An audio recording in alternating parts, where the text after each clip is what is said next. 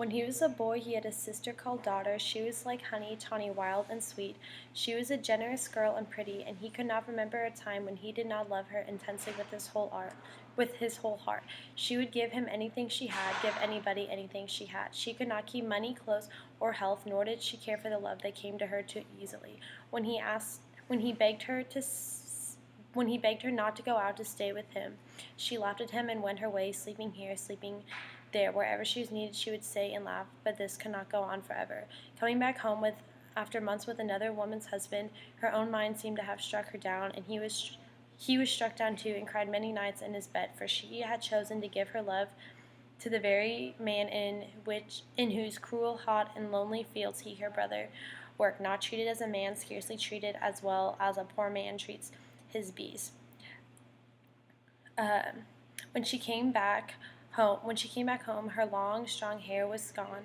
Her teeth wobbled in her gums when she ate, and she recognized no one. All day and all night she would sing and scream and tell them she was on fire.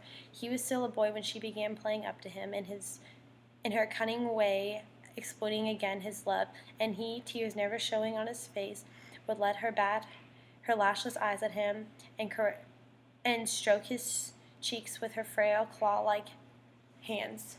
Tied to the bed as she was at the mercy of everyone in the house. They threw betrayal at her like sharp stones until they satisfied themselves that she could no longer feel their ostracism or her own pain. Gradually, as it became apparent she was not going to die, they took to flinging her food at her as if she were an animal.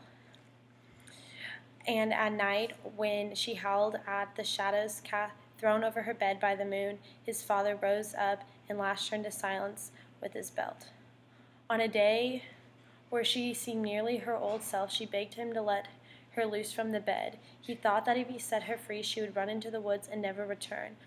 His love for her had turned into a dull ache of constant loathing, and he dreamed fearful dreams of revenge. He dreamed fearful dreams of cruel revenge on the white lover who shamed all of them.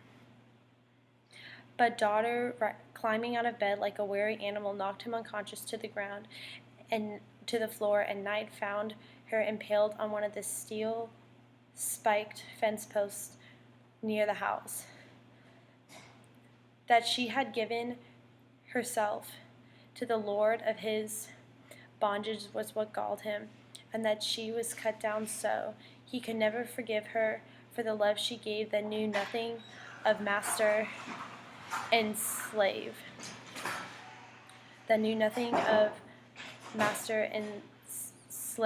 For though her wounds were bitter and in the end fatal, he bore a hurt throughout his life that slowly poisoned him.